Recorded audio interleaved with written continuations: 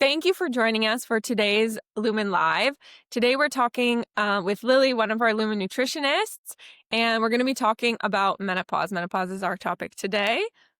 Hey everyone, it's lovely to see all your faces. I'm so happy to be here. Thanks for having me, Emma. Of course. So before we kind of get into it, we wanted to kind of set the stage, and I wanted to start with a statistic. So we see in a recent study that the AARP They they reported that 50% of women self-reported that they felt um, unprepared for menopause. They didn't know what kind of to expect, what symptoms to expect leading up into menopause. So I think this is a staggering number, 50%, half of the people. So I think today we're going to talk about what is menopause, and we want to kind of give you some tips, prepare you a little bit, and also let you know how you can combat some of the symptoms that come with menopause, and also, of course, how you can use Lumen to do so. Definitely. And just to add on to that, what we're really trying to promote here at Lumen is to make women feel empowered. This is a transition, it's a big journey, but the more knowledge you have and the more you're aware, you can make informed choices. And this will really make this kind of transition period with more control and much more confidence. And that's really what we're trying to do here. Couldn't have said it better. Okay, so let's get into it right away. Let's talk about, Lily, can you kind of just give us a background? What even is menopause? I'm sure everyone listening has heard this word.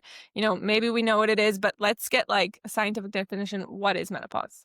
Sure. So menopause is the biological transition towards ending of the reproductive years of a woman. So it's the permanent ending of menstruation, and it typically takes place between ages of about 45 to 55 for most women. But there is quite a lot of variability in there as well, and it's a direct response of a reduction of estrogen and progesterone being produced by the ovaries. Now, estrogen and progesterone are two very important sex hormones that have big roles in fertility, menstruation, but they also play a role in lots of other systems in the body, which is why lots of women going through menopause experience an array of symptoms, not just those related to kind of fertility and menstruation. Okay, so are there we know that there are different stages. So we have perimenopause, menopause, and postmenopause. Usually we talk about the three stages. So can you give us kind of a little background of what each stage is and what it kind of entails? Yes, I'm really glad you brought that up because menopause is almost talked about as if it's like an overnight thing Yeah, or a one single thing. event, but actually it is a transition and a journey that takes like several years for most women. Hmm. So perimenopause is the stage like leading up to menopause, and this is when, those levels of hormones generally tend to drop. Periods can become irregular. It usually takes place sort of late 30s, mid 40s for most women. And because of that drop in those sort of estrogen and progesterone, this is when a lot of the symptoms that we'll talk about start to arise.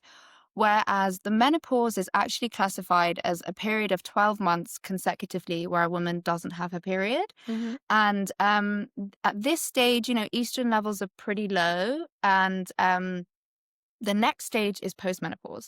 And postmenopause is really the stages after menopause, which generally takes place around 50 plus. But Hmm. again, there's quite a lot of variability. And estrogen and progesterone are at their lowest at this stage. And so in each stage, women need to kind of focus on slightly different things because there's different symptoms. Your hormone fluctuations are in different stages. So I think it's really important that women are aware what stage they're in so that they can make the appropriate choices to best help that transition. So it's quite a long process, and it's kind of eye-opening to know what's going on behind the scenes, because we see it manifesting as these symptoms that are can be frustrating and for a lot of women. So can you kind of walk us through what's happening both hormonally and obviously metabolically during menopause, and kind of how women might experience this as symptoms? Yeah. So there's actually a range of symptoms that take place. And again, it's important to know that what one woman might experience may not be the same as what somebody else Hmm. experiences. Hmm. But there are these kind of hallmark symptoms. So, hot flushes are one that many people have, spoken about and report to us here at Lumen. And all symptoms stem from the reduction of these two hormones. The ovaries are producing less and less estrogen and progesterone. And as I mentioned, estrogen has, a large effect on many systems. So one of the things it works with is a part of the brain that regulates temperature called the hypothalamus. And so this part of the brain gets a bit confused when those Mhm. estrogen levels drop, and it can cause, flashes of heat, which is why women experience overheating or sweating very, very suddenly. Mhm. Another symptom is weight gain and body composition change. And this is because estrogen plays a role in metabolic flexibility and also fat composition. So many women experience, fat moving from the hips and kind of leg area towards the abdomen. And this is because of the lower levels of estrogen. Okay, so we see also I see from women sharing in the community that, they're also seeing difference in their moods and like kind of this idea of brain fog, like they're forgetting things that they don't usually forget. And also a lot of women reporting in the community about disruptions to their sleep. They're not sleeping the same as they were. They're waking up in the middle of the night. Are these also common symptoms? Definitely. Erratic mood and anxiety and lack of sleep is also another very cited symptom, and again comes from these lower levels of estrogen. So estrogen also Mhm. affects our stress response, Mhm. and as a response to that, we have lower levels of what we call our happy hormones, so serotonin and dopamine, which actually play a role in sleep. So not only do women sometimes struggle to fall asleep, they also struggle to stay asleep. Mhm. Another thing is cortisol, which is our stress hormone, gets a little bit erratic during menopause. And that can explain why some women will experience like night sweats or difficulty sleeping because they have these really high cortisol levels. So, along with these symptoms, they're kind of physical symptoms, but there's also some emotional symptoms that come with menopause as well. And so another, I just don't want to mess up the number here. So in the UK, we see that 59% of working women say that menopause negatively affected their work. And another study the AARP did said that 42% of people said that symptoms made it harder for them to engage with their family members, and 61% said that they had lowered self esteem. So these are some staggering Crazy numbers. numbers, yeah. And, without the understanding and how to kind of manage these symptoms, you can see yourself falling into one of those statistics. And so of course this presents women an opportunity, right? Because a lot of these things have to do with the health of their hormones and their mitochondria. So that we know that we can change and we can improve our metabolic flexibility. So how can we, kind of take these symptoms and kind of reverse them or lower them by, improving our metabolic flexibility? Yeah, so I think that's a really good point that you made. And we definitely don't want people to feel disheartened. These symptoms can sound quite overwhelming and Mhm. relatively negative. But the data shows that, significant impact of lifestyle change, so that's nutrition and exercise, can Mhm. make such a big difference on not only your sort of symptoms, but your overall well-being. As you said, women experience body composition change, hormonal fluctuations. These are really serious and big effects, but it's Mhm. really great to know that we can do something about it. Okay, so take us into what we can do and kind of what effects we can make with our lifestyle. Yeah, so let's look first at nutrition.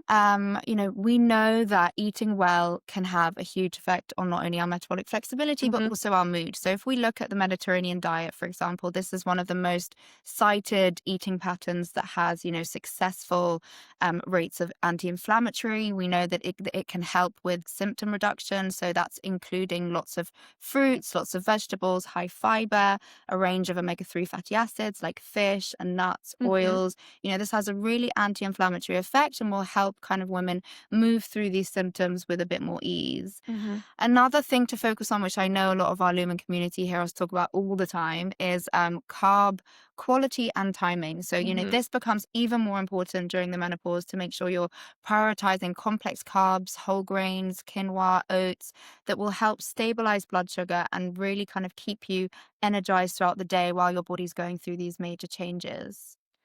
So when you say carb timing, I know we'll talk about how Lumen can help you, but I just want to really put it in here too, is how Lumen can actually help users with carb timing. And I think it's really important to know that Lumen will, again, we'll get into it in a minute, but Lumen can really help you based on your Lumen level decide if it's a good time or not to eat those complex carbs. Of course, Definitely. we're always, there's place and there's time for indulgences and simple carbs, but most of the time we're talking about complex carbs when we talk about carbs. So, okay, I know another one that is a big factor is also protein. So how does protein help us to, like, as we're talking about diet, how is protein playing a role? Yeah, this is a really also good point. Protein is one of our three macronutrients. We've got protein, carbs, and fats. Now, as we all age, not just women, we lose muscle mass. And this Mm-hmm. becomes particularly important for women during the menopause because, as we know, the more muscle mass we have, the more mitochondria we have, which Mm-hmm. means the better our resting metabolic rate. So, by making sure that you're eating enough protein during the menopause, you can preserve lean muscle mass and really help, stay strong through this period of transition where you're more susceptible to insulin resistance and also lower lean body mass. I read a statistic, I have it written down here, that from the age of 35 onward, women lose 3 to 5% of their muscle mass per year. Yeah. So we can really combat that with diet and exercise, right? Yeah. Amazing. Okay, so before we get into lifestyle, I have two more that kind of fall under the nutrition category that I want to touch on, because I think that um, these two can be kind of taboo to talk about. People don't want to know the answer because maybe it's the answer they're not thinking of. I see you know what I'm going to say. Yeah. So tell our community how alcohol and caffeine have an effect during this time, because I think this is a big question that a lot of people have, and a lot of people are kind of a bit scared to ask because we don't want you to say we can't have it. Yeah, I'm glad you brought this up. I get this question a lot. I think, first of all, it's really important to say, the premise of a healthy lifestyle, both through menopause and throughout life, is balance. And at Lumen, we are really trying to promote, all of our Lumen community to understand what balance looks like for them. Hmm. But I think, particularly when going through the menopause, it's about understanding how certain substances may affect your symptoms. So, if we Okay. look at caffeine, it is a stimulant. So, if you're someone that's struggling with sleep or having kind of irritability and mood swings, it's just worth noticing how caffeine may affect you. If Hmm. your sleep is really disrupted, it might be worth limiting your caffeine intake in the afternoon and sticking to kind of the morning, just so that you can really help get yourself into kind of that Hmm. good quality sleep throughout the night.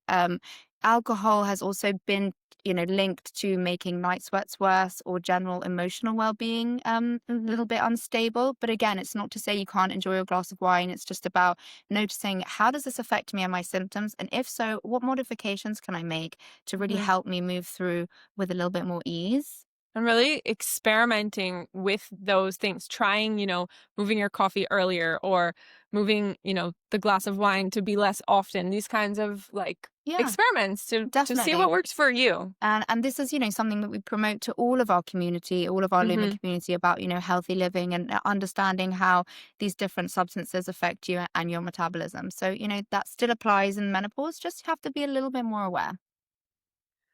Okay, so we talked about nutrition. So let's move on to exercise. To how is exercise play a role in the symptoms of menopause? Yeah. So, exercise is a really big part of managing the symptoms of menopause. And particularly as you go through this stage, the type of exercise that you do becomes even more important. Hmm. Okay. Resistance training has been shown to be the best type of exercise to do during this transition period. And that is because resistance training completely counteracts the effects that estrogen, the physiological effects that the low estrogen levels are causing in the body. Now, Mm-hmm. what is resistance training? Most of you are probably going to ask. It doesn't mean just lifting weights. So, resistance training is actually any form of exercise that gives some form of resistance to help build and maintain muscle mass. Okay. Now, that can be your own body weight, that can be Pilates, it can also be types of yoga. Oh, which is okay. really surprising to lots of people I because you're think, yeah. using your body to kind of push yourself up. So it's really just about trying to incorporate, resistance training into your exercise routine.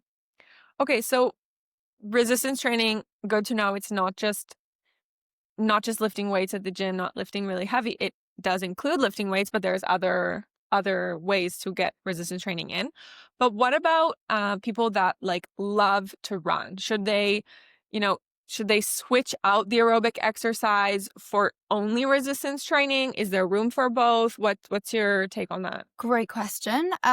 If you're an advocate runner or you love, aerobic exercise, we're never going to tell you not to do that. Hmm. Different types of exercise give different benefits, but Yeah. it's really important to be aware of how important resistance training is during this period of time. So it's not to say get rid of aerobic exercise, but it's about maybe how can I incorporate more resistance training into my routine? And also exercise naturally produces serotonin and dopamine, our happy hormone and our reward hormone. Hmm. So even more the reason to do exercise during this period where your, hormones are fluctuating a little bit.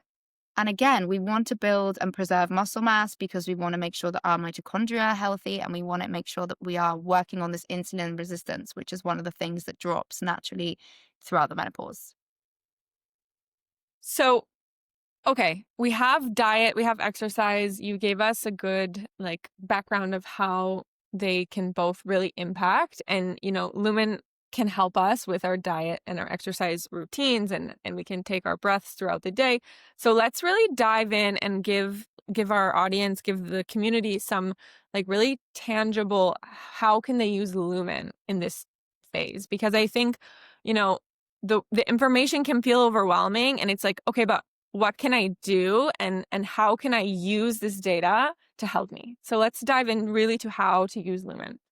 So I think Lumen is actually the missing piece of the puzzle in this whole equation because we've spoken about diet, we've spoken about exercise, but how can we make that tangible? And Hmm. Lumen, I think, is the answer because it gives you your personalized data, which can help you make, menopause specific strategies. So from, your real time metabolic data, Hmm. we are evolving with you. So your nutrition plan, for example, updates every day after your wake up breath. And we know because of the data, your health data, your Hmm. age, your gender, and we can, give you specific recommendations based on where you are in your menopausal kind of transition and journey, which makes life a little bit easier for you Hmm. and also makes, you make sure that you're kind of following all of the guidelines. For example, if you look at protein, we will make sure that we are recommending you adequate amounts of protein Hmm. to keep your metabolism flexible and to kind of help you move through this transition. So I think the level of personalization that Lumen provides from your metabolic insight is something that we've not seen before. Hmm. And I just thought I would add that in our most recent study looking at menopause, people that used Lumen were able to detect onset of menopause through metabolic changes. So, it's really personalized to you. As we said, everyone's, experience of menopause is different. And so by using Lumen and understanding how your metabolism works, you can move through this journey with confidence. Amazing. I said it before and I want to like drive it home. So when we're talking about personalization and we're talking about how, the device can really help us, one of the things that we mentioned before was carb timing. So we say a lot that Lumen can help you know when to eat carbs, but I want to give our community like a really quick idea of how exactly to do it. So you have two ways for Lumen to tell you when to eat carbs. The first is a pre-meal breath, right? So the pre-meal breath we take before we're about to eat a meal. We'll take a measurement. We'll get, our Lumen level after we take the measurement. And that level will tell us where our glycogen stores are at. So, if we're 3, 4, 5, they're a little bit fuller. Maybe this is the time not to have a bunch of complex carbs. If, your pre-meal measurement is a 1 or a 2, then this tells us that your glycogen stores are empty or emptying. And it's a great time to fill up with complex carbs. So I Mhm. think a lot of people kind of, you know, need that encouragement to take that breath because that breath can really tell you based on where your body's at if it's a good time to have some carbs or maybe wait. Mhm. And I wanted to mention the other breath. So the other breath is the pre-workout breath. We talked about exercise, we talked about carb timing. The pre-workout breath is like two in one. So you take your breath about 30 minutes before you go to work out. And based on the workout that you're going to do, Lumen will tell you whether or not it's a good idea to have some carbs. So if you're going to be doing a high intensity workout, something like weightlifting, you know, and you're burning fat, Lumen will tell you you should have some carbs now so that you're full and fueled for this workout. Whereas if you're about to do maybe a Pilates class and you don't need all that glycogen to fuel you, Lumen will say, you're good, you're all set, you don't need to have some carbs. So I think those are just two super tangible ways that our community can use Lumen to Definitely. really get that personalization and understand optimizing their carb intake. And I teased it a little bit before, but I really wanted to kind of drive that home because those are two really great ways to check in with yourself throughout the day. Definitely. Really great. Okay, what's another way that Lumen can help us?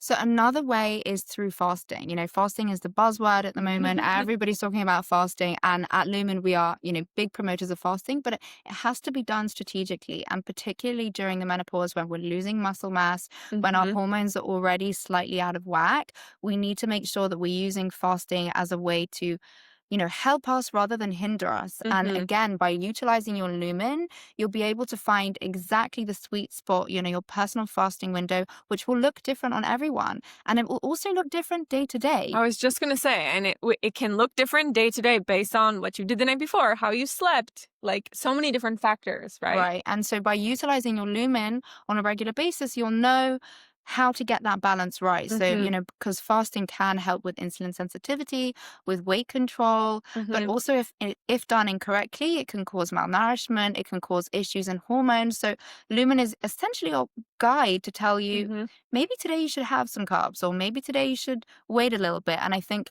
this is such an amazing tool to kind of get rid of the guesswork, Mhm. basically. I want to just, while we're on the fasting subject, I want to talk about how to actually use the fasting breath because I think again, it doesn't hurt to understand exactly how to use it. So, Hmm.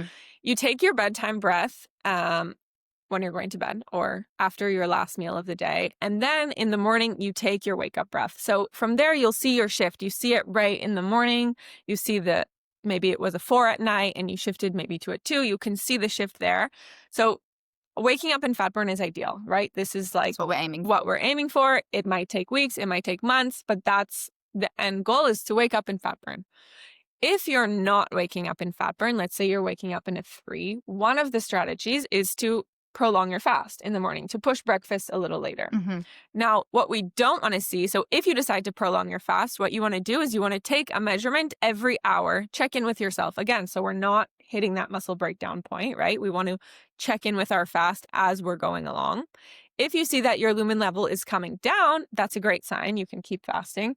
If you see, though, that the lumen level went up, this is a time to stop fasting. This is when your body is going into stress. This is when some of those negative effects of fasting start to happen. So this can be a really helpful tool to, like Lily said, to check in with yourself every day to see where your fasting window is at. Alternatively, another way to, optimize your fasting window is actually to eat dinner earlier, right? So if you're eating dinner a little bit earlier, maybe it's easier for you to get fat burn in the morning. So it's a way that you can really play with that breath and use it to your advantage and experiment with it. Yeah, I think it's just another layer of personalization. We understand that everyone's lifestyle is Mhm. different and that people have different needs. For some people, eating earlier might not be an option, but extending your fast in the morning might be. So it's again about experimenting with Mhm. what works for you in your personal lifestyle. And that is what's going to make the long-term difference. Amazing. So I think we're doing okay for time, but let's kind of move forward. So, this has been really informative. And I really think that even though you and I are not in this stage of life right now, the more informed we are, the more prepared we'll be when we get there. And also the more we can help women around us to learn and understand what's happening in our bodies. Because sometimes I think we feel like our body is working against us. And I think really in this phase of life for our women in the perimenopause, menopause, and even postmenopause, it's about tuning in and figuring out how to work with your body. And yeah, I think just in closing that, the message that we really want to drive home is that menopause, it's natural. It's a part of life. It's part of healthy aging, and it's an evolution. And what else do you Yeah, have and to add? it's not a degradation. I think that's really what we, one of the things you mentioned earlier is how uncomfortable women feel in this period of Mm-hmm. time, and what we're really trying to help is for you to really come to it with confidence and understand that it's just a new chapter, it's a new beginning, it's a different phase, and once you understand your body better, Mm-hmm. you won't feel that it's working against you, but we are here to help you work with it. So I think that's a really nice way to close. Thank you Amazing. so much for joining us, everyone. I hope you enjoyed this conversation. Yeah, I definitely learned some things and had some takeaways. So I hope you all at home did too. If you have any questions, we're here for you in the community and on the support chat. And we can't wait to see you next time on the next Lumen Live. Have a great day. Bye.